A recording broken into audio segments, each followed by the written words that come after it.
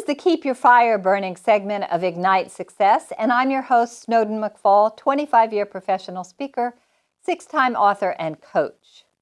And I want to talk to you today about your brain, because your brain is amazing and resilient, and it's very easy to damage it, but it's also easy to heal it.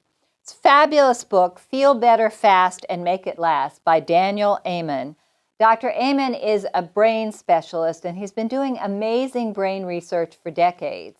He's done over 80,000 brain scans, and what he's learned from those scans is fascinating. You can actually train your brain to heal, and you can train your brain to be more expansive and to think in new ways. I mean, wouldn't that be cool to be able to train yourself out of bad habits and destructive patterns and self-sabotage? Well, you can actually do that. So how do you start by training your brain? What is it that you can do to make a difference, to make your brain work smarter, faster, and for you rather than against you? The first thing that sounds so simple, and it's also a great stress technique, is to deep breathe. From your lower abdomen, especially when you're stressed, your brain needs oxygen. So you want to deep breathe on a regular basis. Most people have a tendency to breathe very shallowly from up here instead of down here. So get the breath to your brain. Get the oxygen that your brain needs. Meditation is another great way to train your brain. Dr. Amen says you want to aim for meditation of at least 10 minutes a day. And that meditation can be anything that you want. It can be sitting quietly, just listening to the sound of your heartbeat. It can be focusing on a tone or a chant.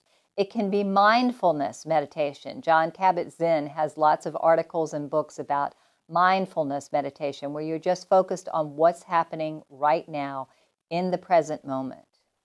Training your brain through meditation is powerful. And then what you eat has a big difference to your brain. We all know that alcohol kills brain cells. But did you know that sugar is also super destructive to your brain? Instead of reaching for a candy bar, try organic blueberries. They're one of the highest antioxidant fruits you can have. I eat them almost every single day. Put them in my smoothies, and they're delicious.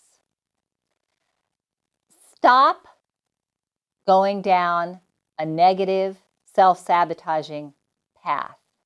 How do you do that? When you find yourself saying something judgmental to yourself, or beating up on yourself, or catastrophizing, it's real simple. You just say stop, and you refocus on something positive. So start cultivating positive memories, positive thoughts, positive images to focus on. Might be your last vacation, might be the picture of a loved one, might be a happy memory. Just stop yourself from going down that destructive path. If you watch a lot of the news, it can be very disturbing, and your mind can just take off from there. When you find your mind doing that, just go stop. I try not to watch the news because it's so upsetting. I get it in other ways. Eat some kind of bean every day. Beans are great for your brain. And sleep. Sleep is an absolutely critical piece of brain health. Unfortunately, according to the American Sleep Study, there is a great deal of evidence that shows that women are the poorest sleepers in America. And that's partly because they are worried about finances, they're stressed out about their job, often because of their bosses. They're worried about their financial future. They may be not making enough money. We know now that minimum wage doesn't cover rent for anyone in this country. So sleep is a primary cause of brain issues. If you get less than 6 hours of sleep a night, you are not allowing your brain to detoxify. Your brain actually goes through a cleansing cycle at night through sleep. And if you get less than 6 hours of sleep, you are upping your odds of a stroke tremendously, and you're also contributing to possible Alzheimer's in the future. So you want to get at least 7 hours of healthy sleep every night. Set up your bedroom for success. Stop looking at devices and computers at least an hour before bedtime. Go to bed the same time every night and get up the same time every morning, even on the weekends. Have your bedroom be cool and dark with no devices and no flashing blue lights. That's going to help you improve your sleep. Sleep is precious, so guard it. And if you have a chance to take a nap, grab that half hour or 45 minutes because it can make a huge difference. Taking time in nature and walking is fabulous for your brain. With nature, you observe so many beautiful elements. You become one with the world around you. And the physical activity of walking and exercising is great for your brain. Try and get sunshine every morning. If you can get up and walk in the morning and be exposed to wonderful sunshine, it makes a big difference to your brain capacity.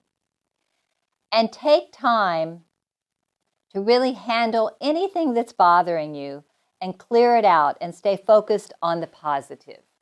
There's a way you can focus your brain, and Daniel calls it the hand warming technique. You actually take your hands and you imagine that you're putting them in front of a fireplace, or you're around a fire outside where you might be roasting marshmallows. And you envision your hands getting warmer and warmer and warmer. And the longer you do this, you'll find that your hands actually do start getting warmer, and you can feel that sensation of heat. I've got it going on right now.